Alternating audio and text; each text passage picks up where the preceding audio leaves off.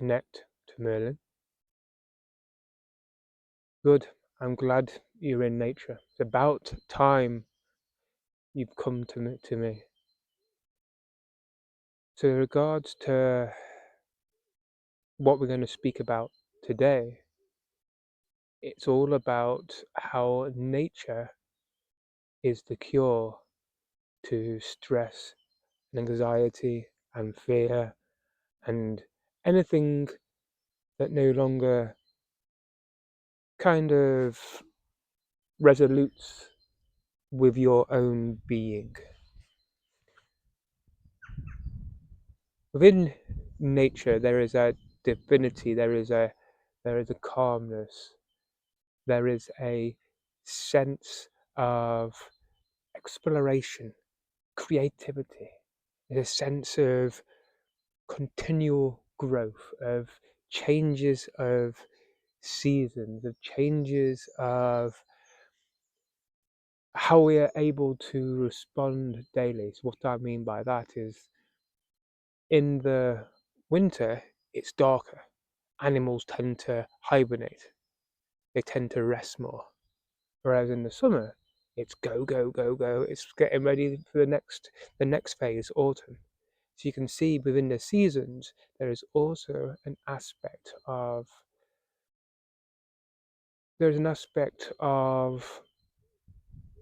companionship with nature in a way that helps you to grow, but also at the same time helps you to rest.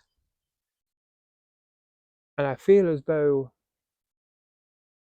in this channeling, we can talk about the ebbs and flow of nature and how you have in the spring you have rebirth, you have birth of new life, of green leaves, of animals coming out their holes, of babies.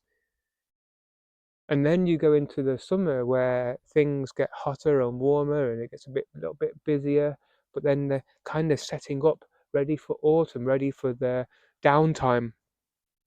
And then in the winter, and it's cold, it's dark, they're hibernating, they're resting, they're rejuvenating, ready for spring again.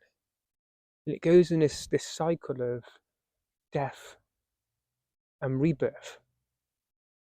Now, we see death as something that's bad. And yes, within death, there is loss, there is grieving, there is a sense of not seeing that person or animal or whatever it is in physical form.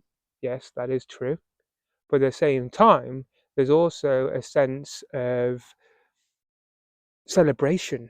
That person's, or that animal, or that whatever you're talking about, it's life.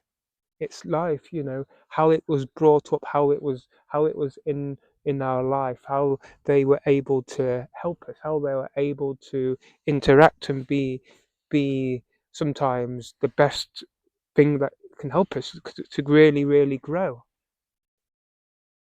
But within death and rebirth,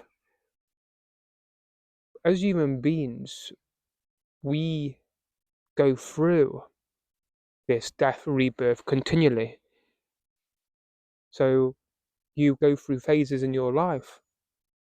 So you might start as a child, and you're there having fun, having playfulness, having lots of different things going on, and then as you become adults, you have this sense of the death of the playfulness, and you move into this teenager, sometimes stroppy teenagers, and it's this time where you start to get a bit more insecure, get a bit more struggling in life a little bit, get a little bit more stressed, because suddenly you have this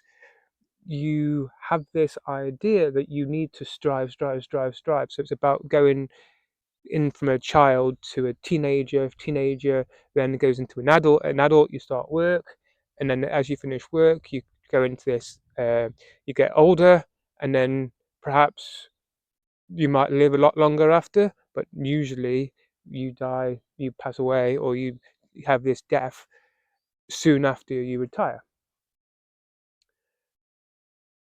But within this idea of teenager, there's this idea that we have this birth of suddenly we have these expectations, we have all these things in our life which no longer really add up, because suddenly we were a child and we were having fun. Now we're a teenager and we're getting to our time of GCSEs, A levels, and we have to become um, a bit more focused, a bit more rigid, a bit more like less playfulness, less fun. And then as you become an adult, you then have to support yourself. So then you have to go and get a job, you have to go and do all this kind of stuff. So then you get the idea of being a teenager, the death of a teenager, and you start to become the growth of becoming as we call it, a man or a woman.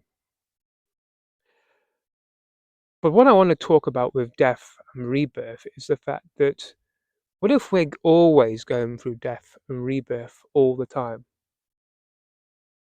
What if, as we evolve as human beings, we are shedding, like a snake, the outer aspects of who we thought we were, and we are starting to really connect to who we actually are? So there's a death of what society or what people expect us to be, and we step into more of who we are meant to be, the purpose we're meant to be living, the idea of the passions that we enjoy to do every day, the things about, um, this idea of rebirth, of who we're actually meant to become, who we're meant to be here, our purpose, what we're meant to do in this life. And this is one thing I feel as human beings, it's so important to understand that when you go through this level of death and rebirth, it can be a difficult time. It can be stressful. There can be lots of different things going on, especially underneath the surface. And when you think about it, nobody actually understands what you're going through. And it is this idea that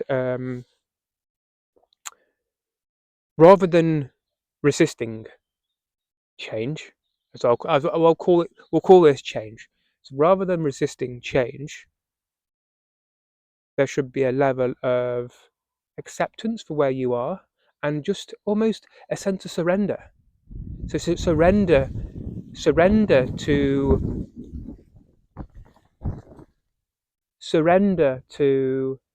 the person you are becoming. Because within this person you are becoming, there is a life, there's gold, there is a sense of really stepping into this sense of love, this sense of peace, this sense of purpose. And within that, it's truly magnificent.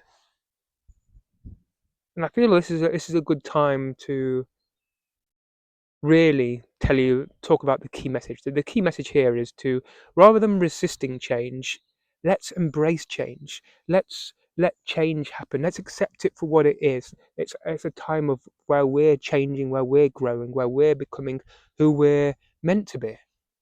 And within that change, let's really step into us, the true us, the part of us that really shines, the part of us which can impact humanity in a way we could never ever imagine.